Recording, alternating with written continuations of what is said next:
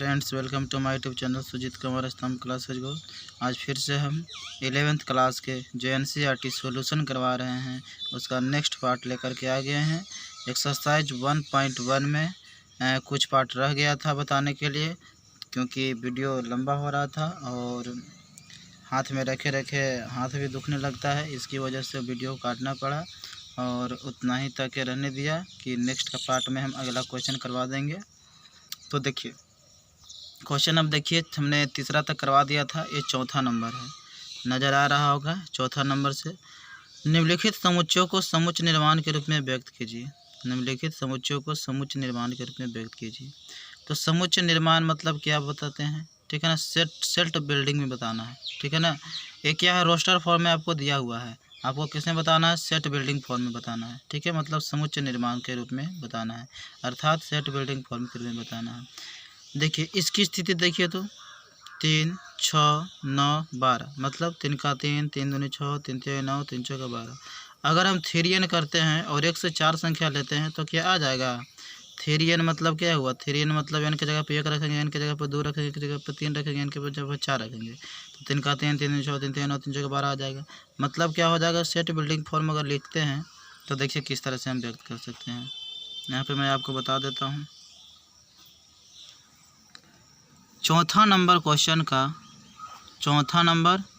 क्या है, एक्सरसाइज 1.1, ठीक है। क्या है, NCERT solution, NCERT book solution, ठीक है। NCERT book solution 11th class, ठीक है, मैथ। तो चौथा नंबर क्वेश्चन के पहला था, क्या क्वेश्चन था, रोस्टर फॉर्म में दे रखा था 3, 6, 9, 12, इतना तक दे रखा था। आप इसको ऐसे लिख सकते हैं, 3 गुने 1, 3 गुने 2, 3 गुने 3, 3 गुने 4। देखिए बिल्कुल लिख सकते हैं। इसमें 3 तो सब में कॉमन है और n का वैल्यू समझिए तो 1, 2, 3, 4 रखा गया है। तो हम इसको लिख सकते हैं कि x बराबर 3n। क्या लिख सकते हैं, x बराबर क्या लिख सकते हैं, 3n लिख सकते हैं। जहाँ पे अब देख सकते हैं कि 1 से लेकर के अगर हम n का वैल्यू 4 तक रखते हैं, कहाँ रखते हैं, 1 का वैल्यू 4 तक हम रखते हैं, ठीक है। तो वैल्यू ये जो है ना प्राप्त हो जाएगा, क्योंकि अगर 1 का इक्वल भी करना होगा, 4 के इक्वल भी करना होगा। तो 1 अगर रखते हैं तो 3 गुने 1 3 हो जाएगा। अगर 2 रखते हैं तो 3 दूनी 6 हो जाएगा। 3 रखते हैं तो 3 तिया 9 हो जाएगा। 4 रखेंगे तो 3 चौका 12 हो जाएगा, ठीक है। तो इस तरह से आपका हुआ क्या, सेट बिल्डिंग फॉर्म में हो गया। यही आपका आंसर दे रखा हुआ किताब में, सेट बिल्डिंग फॉर्म। अब देखिए चौथा का दूसरा नंबर क्वेश्चन क्या है। चौथा का दूसरा नंबर क्वेश्चन है 2, 4, 8, 16, 32। कहने का मतलब यह स्क्वायर हो रहा है। 2 का 1 करेंगे तो 2, 2 का 2 करेंगे तो 2 दूनी 4, 2 का 3 करेंगे तो 2 दूनी 4, 4 दूनी 8, 2 का 4 करेंगे तो 2 दूनी 4, 4 दूनी 8, 8 दूनी 16, 2 का 5 करेंगे तो क्या होगा, 32 हो जाएगा, ठीक है। इसका मतलब क्या हुआ, 2 के पावर अगर हम n करते हैं और n का वैल्यू अगर 1 से 5 तक रखते हैं तो क्या हो जाएगा, ये फॉर्म आपको तैयार हो जाएगा। तो सेट बिल्डिंग फॉर्म जो है से देखिए। दूसरा नंबर क्या था क्वेश्चन, दूसरा नंबर जो था, आप देख सकते हैं मित्रों, दूसरा नंबर में जो था, दूसरा नंबर था रोस्टर फॉर्म में दे रखा था 2, 4, 8, 16, 32, इस प्रकार से दे रखा था, ठीक है। तो इस तरह से यदि दे रखा था मित्र, तो मैं बता दूं कि अगर आप इसको मान लिया जाए किसी, मान लो कोई, मान लो x या y या z कुछ मान लो, बराबर क्या होगा, 2 के पावर अगर n लेते हैं, 2 के पावर n लेते हैं, जहाँ लिख सकते हो कॉमा दे के भी लिख सकते हो या फिर जहाँ भी लिख सकते हो, n का जो वैल्यू है 1 से लाना है, 1 भी लेना पड़ेगा, तो 1 लेना पड़ेगा तो लेस देन इक्वल टू करेंगे, और n का वैल्यू लेना है, कहाँ तक लेना है, 5 तक लेना है, ठीक है। 5 को भी लेना है, तभी तो 2 के पावर 5 करोगे तो 32 बनेगा। तो इस तरह से आपका जो रोस्टर फॉर्म दिया गया है ये आपको तैयार हो गया, सेट बिल्डिंग फॉर्म में आपको तैयार हो गया। इतना आपको लिखना नहीं पड़ेगा, इसको आप इस रूप में लिख करके सेट बिल्डिंग फॉर्म तैयार कर देते हैं। ठीक है, सेट को लिखने का 2 तरीका होता है, एक रोस्टर फॉर्म होता है और एक होता है सेट बिल्डिंग फॉर्म होता है। ठीक है, चलिए अब तीसरा नंबर देखते हैं, जो कि हम कॉन्सेप्ट वाले वीडियो में बता दिए, तो आपको एनसीईआरटी का सोल्यूशन में करवा रहा हूँ, प्रैक्टिस भी आप अपने तरह से भी करवा दिए थे। ये देखिए तीसरा नंबर क्वेश्चन, यहाँ पे देखिए 5, 25, 125, 625 लिखा हुआ है। तो 5 है, अगर इसके पावर हमने 2 किया तो 50 25, ये कितना हो जाएगा, 3 करेंगे तो 125, 4 करेंगे तो कितना हो जाएगा, 625 हो जाएगा। समझ में आ रहा है? तो ये भी वही प्रकार से करना जो हमने दूसरा क्वेश्चन का बनाया है। ये हो जाएगा 5 के पावर n हो जाएगा, और क्या हो जाएगा, देखिए तीसरे नंबर की मैं बात करूँ तो जो दिया गया है 5, 25, 125, 625, तो इसको आप लिख सकते हैं x बराबर 5 के पावर n लिख सकते हैं, और जहाँ n का जो वैल्यू होना चाहिए 1 से लेकर के 5 तक होना चाहिए। ये आपका क्या है, सेट बिल्डिंग। 5 तक नहीं, 4 तक रखिए, 4 तक रखिए आप, क्योंकि 5 के पावर 4 की जगह तो 625 हो जाए।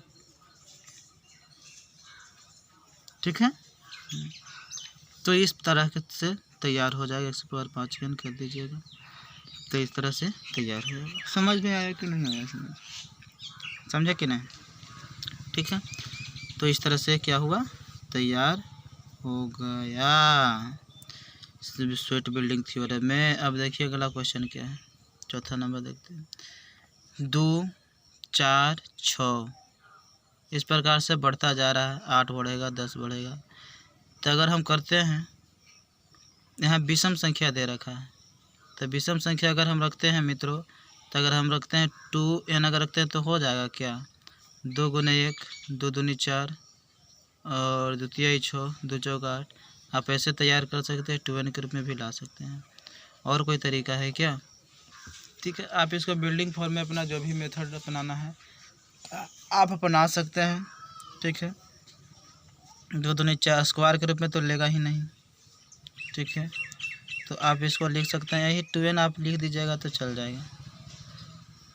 क्या करना है, 2n आप लिख दीजिएगा तो हो जाएगा काम। ठीक है, तो हम लिख देते हैं चौथा का जो चौथा क्वेश्चन है, चौथा क्वेश्चन।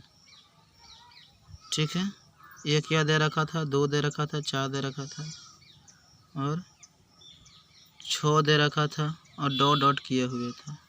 अब इसको बनाना है सेट बिल्डिंग फॉर्म में, तो इसका बना सकते हैं, x बराबर हम ले सकते हैं 2n। ठीक है, x बराबर क्या हमने ले लिया, 2n ले लिया।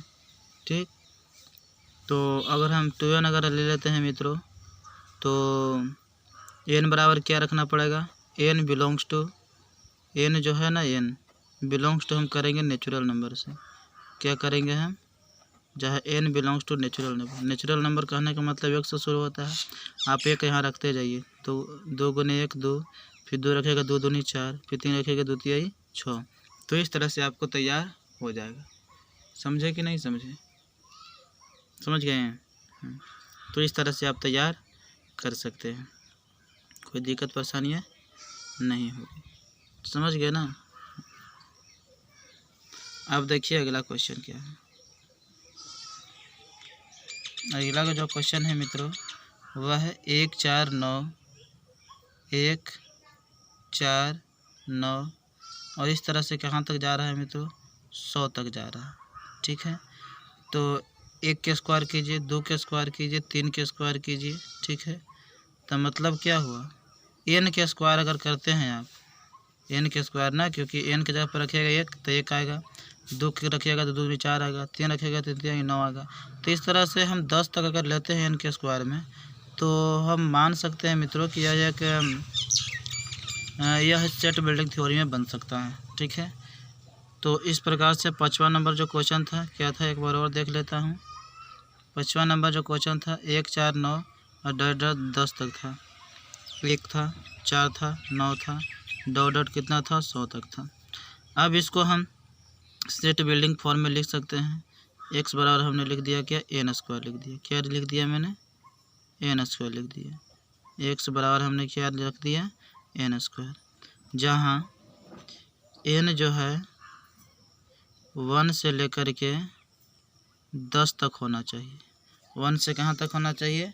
10 तक होना चाहिए, तो आपको तैयार हो जाएगा।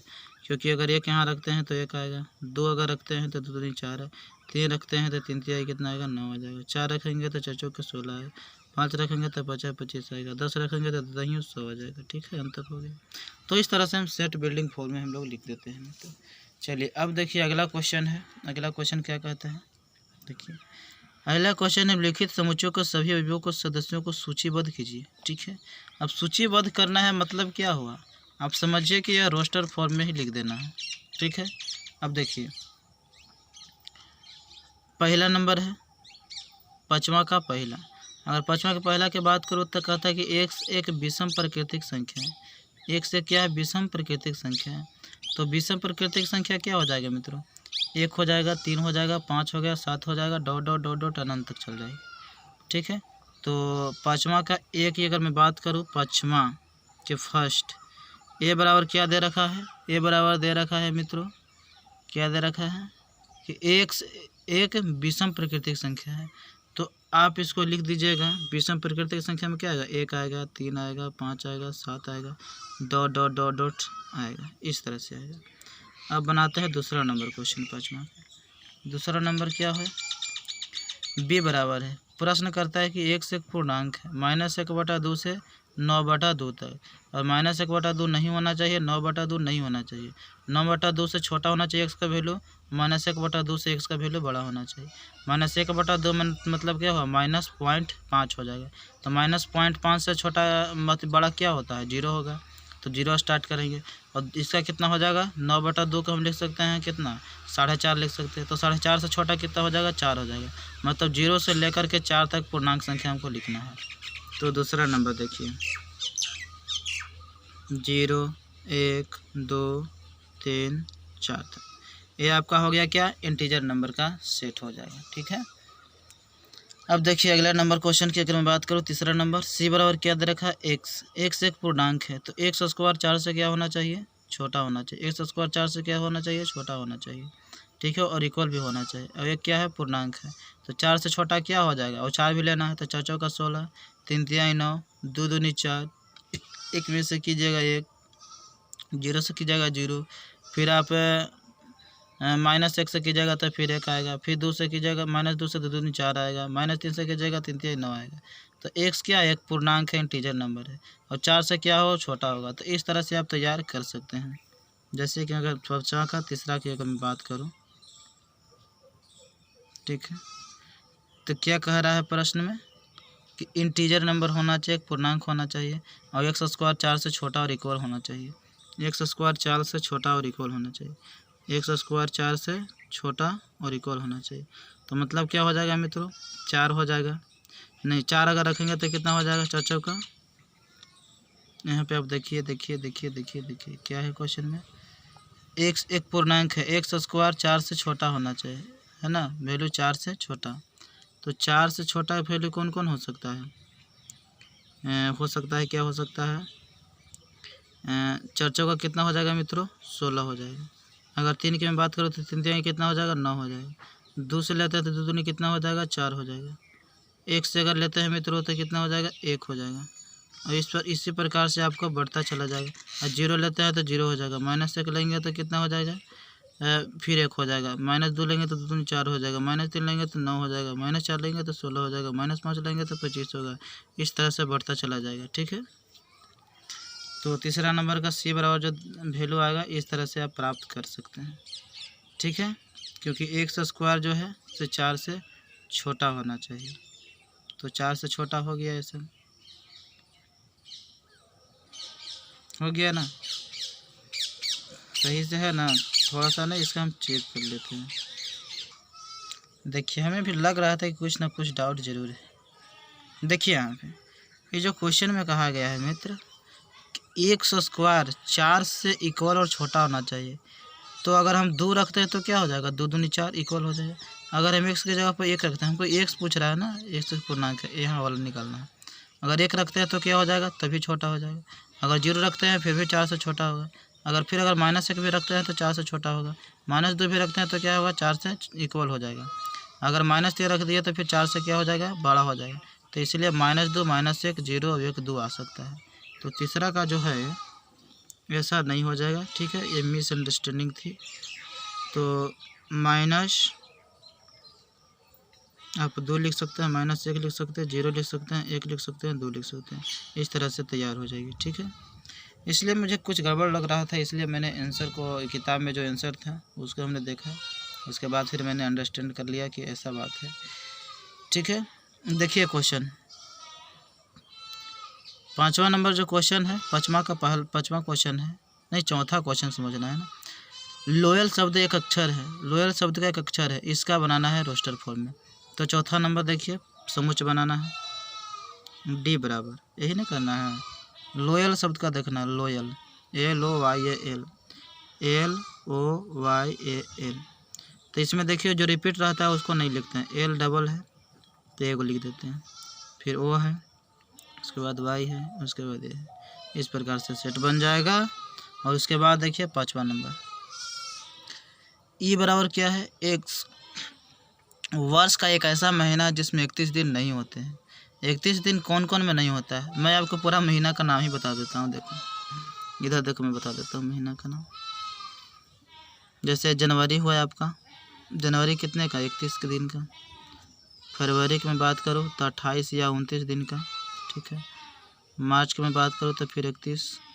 अप्रैल की मैं बात करूँ तो कितना हो जाएगा, 30 हो जाएगा। मई की बात करूँ तो 31 हो जाएगा। मई, जून का मैं बात करूँ तो कितना हो जाएगा, 30। जुलाई की अगर मैं बात करूँ तो कितना हो जाएगा, 31। अगस्त की अगर मैं बात करूँ तो कितना हो जाएगा, 31। सितंबर की मैं बात करूँ तो कितना हो जाएगा, 30।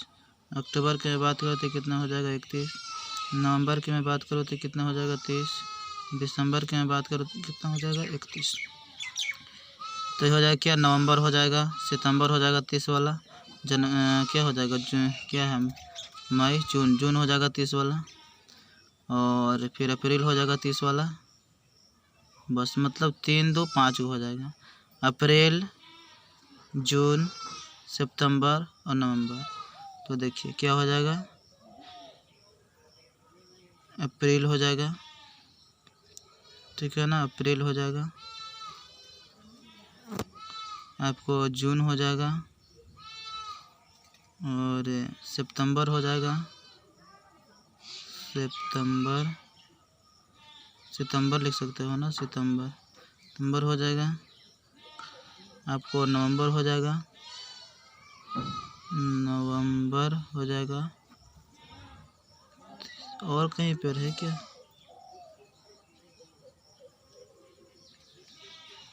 चार ही को है क्या, जनवरी, फरवरी, मार्च, अप्रैल, मई, जून, जुलाई, अगस्त, सितंबर, अक्टूबर, नवंबर, दिसंबर। जनवरी 31, फरवरी 28 या 29, फिर मार्च 30, फिर अप्रैल 30, मई 31, जून 30, जुलाई 31, अगस्त 31, अक्टूबर कितना हो जाएगा, अक्टूबर कितना होगा मित्रों, अक्टूबर 31 हो जाएगा, ठीक है। अगस्त 31, सितंबर 30। अब कितना लिखे, अप्रैल लिखे, जून लिखे, सितंबर लिखे, नवंबर लिखे। हमको लगता है एक और महीना हो सकता है, अक्टूबर, क्या 4 ही होगा, जनवरी 31 हुआ, फरवरी 28 से 29, फिर मार्च कितना हो जाएगा, 31 हो जाएगा, अप्रैल कितना हो जाएगा, 30। तुमने तो कर ही दिया यार। अच्छा देख लेना थोड़ा सा किताब में, वो जो छोटा मोटा बच्चा वाला होता है ना, उसमें कौन कौन जो है सो 30 का महीना लगता है, ठीक है ना, 30 का। अगर और कोई होगा तो इसका सेट के अंदर आ जाएगा, ठीक है। समझ लेना, देख कर लेना कि 30 का महीना लगने वाला कौन है। हाँ एक देखिए, 30 के नहीं पूछ रहा ना, और कुछ पूछ रहा होगा। देखो, एक वर्ष का एक ऐसा महीना जिसमें 31 दिन नहीं होते हैं, तो 31 दिन नहीं होने वाला, देखिए फरवरी भी तो है ना 31 दिन नहीं होने वाला, तो एक फरवरी भी हो जाएगा, ठीक है, फरवरी हो जाएगा। तो इस तरह से आपका रोस्टर फॉर्म में तैयार हो जाएगा, ठीक है, फरवरी हो जाएगा 31 दिन के नहीं वाले। अब देखिए अगला क्वेश्चन है, एक संग्रह जो जी वर्णमाला का एक व्यंजन है, जो के से पहले आता है, के से पहले आने वाला अंग्रेजी वर्णमाला का क्या व्यंजन कॉन्सोनेंट लेटर लिखना है, ठीक है ना। तो देखिए छठा नंबर क्या हो जाएगा, कॉन्सोनेंट लेटर के से पहले, तो हो जाएगा क्या, बी हो जाएगा, सी हो जाएगा, डी हो जाएगा, एफ हो जाएगा, जी हो जाएगा, एच के तो लिखना नहीं है, जे तो B C D F G H J तक, यहाँ तक हो जाएगा, ठीक है। तो इस तरह से आपका तैयार हो जाएगा, ठीक है। अब चलते हैं हम कहाँ, छठा नंबर क्वेश्चन की ओर, जो कि आपका इस चैप्टर के अंतिम क्वेश्चन है। आपको मिलान करना है। देखिए, बाईं ओर रोस्टर रूप में लिखित और दाईं ओर समुच्चय निर्माण के रूप में वर्णित समुच्चयों का सही क्रम बताना है, मिलान कीजिए। तो 1 2 3 6 कौन हो सकता है? एक से प्राकृतिक संख्या और 6 के भाजक है। प्राकृतिक संख्या 1 से ना, 1 2 3 6 और 6 का भाजक है, 6 का 6, 3 दूनी 6, द्वितीय 6, 1 1 6। तो मतलब क्या हो जाएगा, फर्स्ट का सी के साथ, चौथा नंबर में फर्स्ट का सी के साथ हो जाएगा। दूसरा नंबर में देखता हूँ, दूसरा नंबर क्या है, 2 और 3। 1 से का भाज्य संख्या है और 6 की भाजक है। अभाज्य संख्या 2 और 3 है भी, और 6 का भाजक है भी, क्योंकि द्वितीय 6 और 3 दूनी 6 होता है। तो दूसरा का ए ऑप्शन राइट हो जाएगा, दूसरा का। अब तीसरा नंबर देखते हैं, मैथमेटिक्स वाला बनाया गया है। तो मैथमेटिक्स शब्द का एक अक्षर है, ठीक है। आपको इसमें पूरा मैथमेटिक्स इसलिए नहीं लिखा गया है क्योंकि रिपीट वाले वर्ड लेटर जो होता है नहीं लिखे जाते हैं। तो तीसरा का डी ऑप्शन राइट होगा। चौथा नंबर देख लेते हैं, 1 3 5 7 9। एक से संख्या 10 से कम विषम प्रकृति संख्या है। 10 से कम विषम प्रकृति संख्या 9 7 5 3 1 है। तो मतलब कि चौथा का बी ऑप्शन राइट होगा। तो इस प्रकार से चौथा का बी ऑप्शन। आपको फर्स्ट चैप्टर का जो सेट चैप्टर है उसका एक्सरसाइज 1.1 कंप्लीट हो गया है, ठीक है। इसी तरह से आप पढ़ते जाइए और मैं आपको सिखाता जाता हूँ, और एनसीईआरटी का आपको पूर्ण सॉल्यूशन मैं देता जाऊँगा अगर आपके साथ रही तो, ठीक है। तो आप हल्ला कर दीजिए, सगरो बतला दीजिए, ढिंढोरा पिटवा दीजिए कि एनसीईआरटी सॉल्यूशन आपको मिल रहा है, और आप लोग पढ़िए क्लास के साथ, और आपको बिल्कुल मुफ्त से पढ़ाई जा रही है यूट्यूब पर, और बिल्कुल एक सिस्टमेटिक ढंग से तो आप पढ़ सकते हैं, ठीक है।